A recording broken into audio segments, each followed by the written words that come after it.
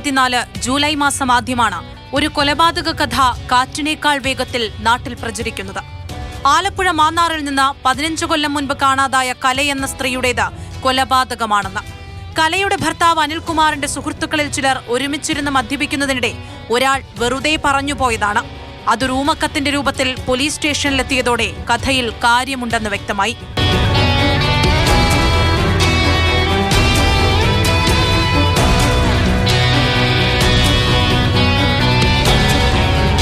വർഷം 2006.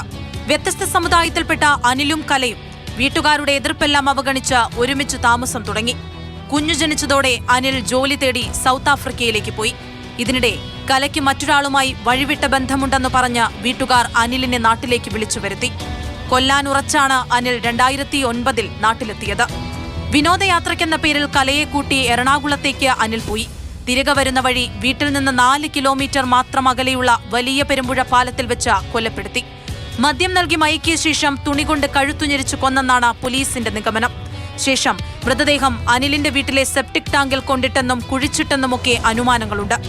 കൂട്ടുപ്രതികളെല്ലാം പിടിയിലായ കേസിൽ ഒന്നാം പ്രതിയും കലയുടെ ഭർത്താവുമായ അനിൽകുമാറിനെ ഇതുവരെയും നാട്ടിലെത്തിക്കാനായിട്ടില്ല. അനിൽകുമാറിന്റെ ബന്ധുക്കളായ ജിനു, സോമരാജ്, പ്രമോദ് എന്നിവരെ അറസ്റ്റ് ചെയ്തു. 3 പേരും നിലവിൽ ജയിലിലാണ്. ഇസ്രയേലിലുള്ള അനിൽകുമാറിനെ നാട്ടിലെത്തിക്കാനായി റെഡ് കോർണർ നോട്ടീസ് ഇറക്കാൻ ആഭ്യന്തര മന്ത്രാലയത്തെ സമീപിച്ചെങ്കിലും അനുമതി ലഭിച്ചില്ല. അന്വേഷണ ഉദ്യോഗസ്ഥനായ മാന്നാർ SHOയ്ക്ക് പുറമെ ചെങ്ങന്നൂർ ഡിവൈഎസ്പിയും ആലപ്പുഴ ജില്ലാ പോലീസ് മേധാവിയും വരെ ഈ സമയം കൊണ്ട് സ്ഥലം മാറിപ്പോയി.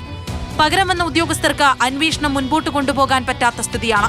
സെപ്റ്റിക് ടാങ്കിൽ നിന്നും വീണ്ടെടുത്ത ശരീരാവശിഷ്ടങ്ങളുടെയും മറ്റും ശാസ്ത്രീയ പരിശോധനാ ഫലത്തിലാണ് ഇനിയുള്ള പ്രതീക്ഷ. അതു ലഭിക്കാൻ കുറച്ചധികം ദിവസം കാത്തിരിക്കേണ്ടി വരും. ദൃക്സാക്ഷികളില്ലാത്തതും കേസിന്റെ കാലപ്പഴക്കവും അന്വേഷണത്തിൽ വെല്ലുവിളിയാണ്. Crime desk, Mathrubhumi news.